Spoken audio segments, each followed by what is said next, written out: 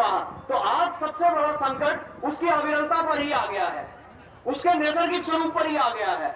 आज हिमालय में ही उसका नैसर्गिक स्वरूप खंडित किया जा रहा है, उसको विभिन्न बांध परियोजनाओं में बांधा जा रहा है, रौंदा जा रहा है। कदाचित अधिकांश लोग यहां पर उपस्थित होंगे जिन्होंने टेहरी बांध का नाम सुना। बहुत विवादास्पद ये बांध परियोजना हुई, बड़ा आंदोलन उस समय टेहरी के नाम से चला। टेहरी बचाओ, पर्यावरण बचाओ, टेहरी बचाओ, टेहरी बांध विरोधी संघर्ष समितियां ऐसी बनी। कदाचित गंगा रक्षा भी उस समय हमारी दृष्टि में प्रधान मुद्दा नहीं था जहां से भी वो आंदोलन चला, लेकिन पूरे विश्व में टेहरी आंदोलन ने अपनी एक ख्याति प्राप्त की, अपना एक नाम प्राप्त किया और टेहरी बांध को एक विषय बनाया। और यदि आज हम देखें तो 2005 में जो एक टेहरी बांध निर्मित हुआ है, 46 किलोमीटर के क्षेत्र में गंगा को बांध दिया गया है। जो लोग, अधिकांश लोग यहां से उस क्षेत्र में नहीं गए होंगे, यहां से 46 किलोमीटर आप लगा लीजिए, पूरे पहाड़ में एक सागर बना हुआ है। उस गंगा को एक बहुत बड़ा बांध बना के 46 किलोमीटर के दायरे में उस सागर में उसको रोक दिया गया और सागर बना के उसके अविरल बहते हुए प्रवाह को रोक दिया गया है। यदि आज अगर आप ऊपर से जाएं तो वो गंगा मृत पड़ी सी, उसमें मैला कचरा गिरता है, मरे हुए पशु जमते हैं और एक तरीके से कहें कि कार्बनिक, अकार्बनिक रसायनों का वो डेड स्टोरेज, वो मृत प्राय गंगा वहां पर बन चुकी है। तो ये स्थिति तो पहले ऊपर हिमालय में ही हो चुकी है और आज वैज्ञानिक रिपोर्टें भी ये दर्शाती हैं कि गंगा अपने साथ एक स्वतः शुद्ध करने वाले जो गुणों को अपने साथ लाती थी, हिमालयी जड़ी बूटियों से कल कल छल छल करती हुई, वो अपनी गाद, अपनी रेत और वहां के जो भूमि है उसकी चट्टानों से घर्षण करते हुए जिस प्रवाह के साथ गंगा का वो एक अविरल, वो एक गंगत्व, वो एक विशेष गुणवत्ता को वो अपने साथ लाती थी, आज हिमालय में पहले टेहरी बांध ने वही खंडित कर दी और लगभग 90% गंगा के मूल गुण धर्मों को वही अवशोषित कर लिया। उसके बाद गंगा में नीचे जो प्रवाह आता है वो प्रवाह केवल जल, उसको आप कह सकते हैं गंगा जल। आज से 50 वर्ष पूर्व, 20 वर्ष पूर्व जिस रूप में ऋषिकेश और हरिद्वार में प्राप्त होता था, जिस रूप में आप और आपके पूर्वज जाकर वहां स्नान करते थे, वो रूप आज हरिद्वार और ऋषिकेश के भीतर प्राप्त नहीं है। पहले ही टेहरी बांध ने उसको खंडित कर दिया।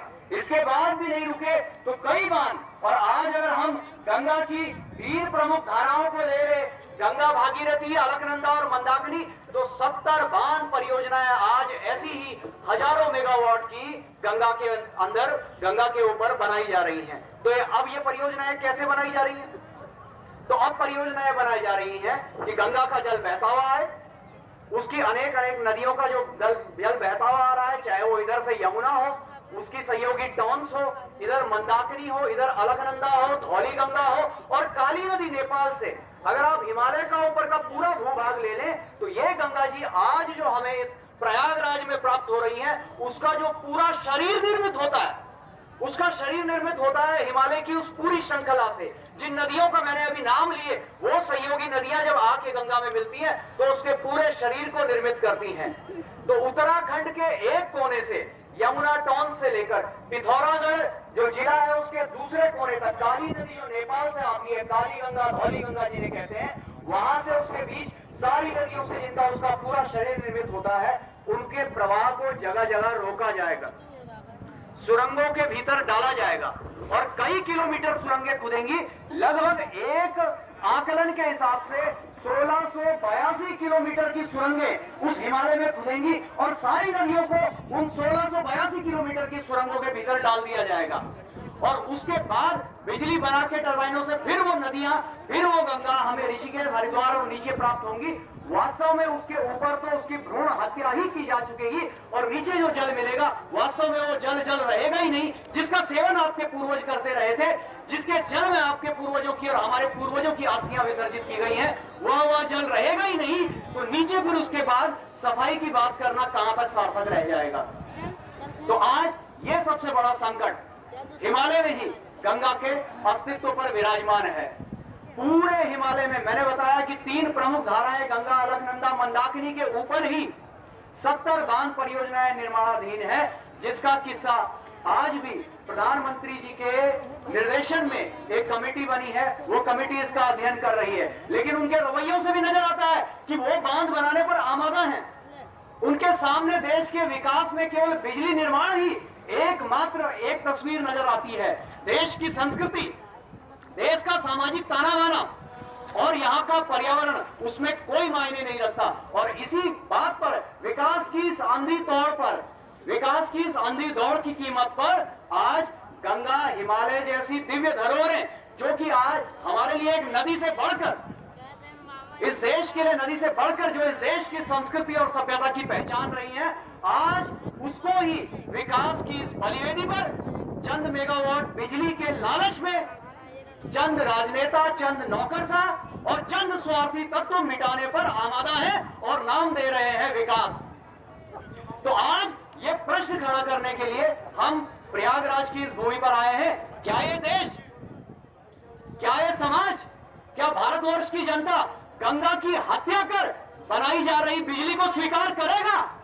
नहीं करेगा। आज यही प्रश्न पूरे देश के सामने है और कदाचित उत्तराखंड राज्य के साथ ही प्रमुख रूप से केंद्र को भी और समस्त राज्यों को भी, पूरे देश को हमें यह दर्शाना होगा कि गंगा रक्षा प्रधान है।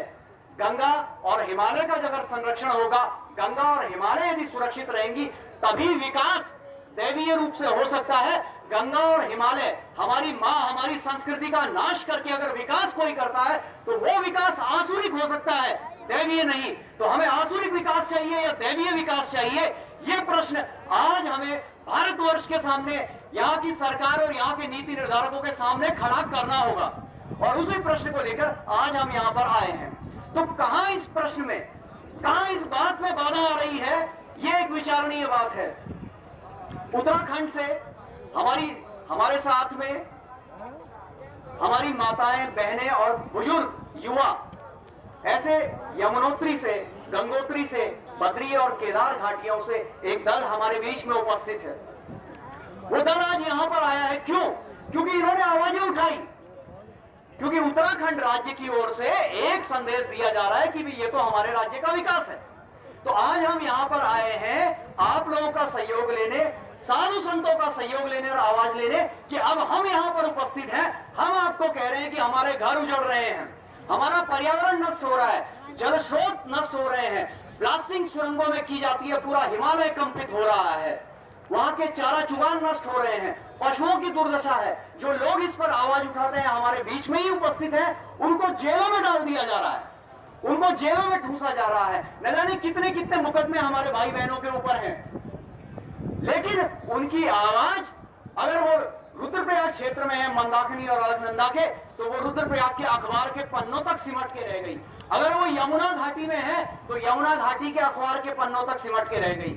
अगर वो उत्तर काशी में थे तो उत्तर काशी के अखबार के पन्नों तक सिमट के रह गई। देहरादून जो कि राज्य की राजधानी है, वहां तक भी सही ढंग से जनता की आवाज नहीं पहुंची। और देहरादून से दिल्ली की ओर जो तमाम राजनीतिक पार्टियां, उत्तराखंड में हम किसी एक का नाम नहीं ले रहे, प्रमुख रूप से जितने भी राजनीतिक दल हैं, चाहे वो सत्ता पक्ष हो चाहे विपक्ष हो, वो एक सुर में केंद्र को और देश को यह संदेश दे रहे हैं कि भाई ये बांधों का विरोध एक मुद्दा तो बन चुका है, लेकिन ये तो साधु संतों का मुद्दा है, ये तो बाहर वाले आवाज उठा रहे गंगा के नाम पे। वास्तव में तो ये उत्तराखंड का विकास है। आज प्रयागराज में इस संगम के किनारे से हम आप सबके बल से, आप सबके सहयोग से ये आवाज उत्तराखंड तक पहुंचाना चाह रहे हैं कि नहीं, आज हम यहां पर आए हैं इसलिए क्योंकि वहां की आवाज को वहीं उपेक्षित कर दिया गया, वहीं दबाया गया, वहीं ठगा गया, वहीं कुचला गया। इसलिए आज वहां की जनता के हम प्रतिनिधि वहां की पीड़ा लेके आपके बीच में आए हैं कि वास्तव में जिसको आप विकास कह रहे हैं वो उत्तराखंड का भी विकास नहीं, बल्कि सबसे पहले वो उत्तराखंड और वहां पहाड़ों की, उस हिमालय की, उन घाटियों की जो जनता है, सबसे पहले तो ये उनका ही सर्वनाश है। और वो सर्वनाश के रूप में, प्रतीक रूप में वहां के प्रतिनिधि हम सबके बीच में यहाँ पर मौजूद हैं। तो आज हमारा आग्रह भी यहाँ पर उपस्थित जन समाज से, यहाँ पर उपस्थित बुद्धिजीवी, यहाँ पर उपस्थित संत समाज और माननीय रेवती रमन जी के संरक्षण में जो आज अन्य भी कई लोग इस हेतु गंभीर हो चुके हैं, ये एकमात्र बात है कि वो बिल्कुल भी संकोच ना करे। उत्तराखंड की अगर सरकार कहे तो वास्तव में कहे कि जाकर एक प्रतिनिधि निरीक्षण करे, उन गांव में जाए जिनके स्रोत सूख रहे हैं पानी के, उन गांव में जाए जिनके घर दरार पड़ के ध्वस्त हो चुके हैं, उन गांव में जाए। बेचारे आज 12 दिन से ये यात्रा करके हम उत्तराखंड की अलग अलग घाटियों से हरिद्वार दिल्ली होते हुए आज आपके बीच में बैठे हैं। यहाँ कई महिला बुजुर्ग हैं अपने घरों को छोड़कर, अपने पशु अपने जानवरों को वहां पर छोड़कर वो इस यात्रा में आपके बीच में आए हैं कि ये आवाज आप सबके बीच बुलंद की जा सके। और सबसे पहले गंगा को उसके स्रोत हिमालय में ही एक न्याय मिल सके और चंद मेगावाट के लिए जिसको ये विकास कहा जा रहा है उसको करारा जवाब ये जनता दे, उसको करारा जवाब सारा संत समाज दे कि संस्कृति और पर्यावरण की कीमत पर नहीं, संस्कृति और पर्यावरण की बुनियाद पर ही वास्तविक विकास संभव है। संस्कृति और पर्यावरण की बुनियाद पर ही दैवीय विकास संभव है। इसी आग्रह के साथ अपनी समस्त हिमालयी घाटियों की ओर से यह निवेदन इस मंच के माध्यम से मैं प्रयागराज कुंभ को अर्पित करता हूँ, माँ गंगा और यमुना के इस पवित्र संगम को अर्पित करता हूँ। बोलिए गंगा मैया की गंगा रक्षा। देश के देखिए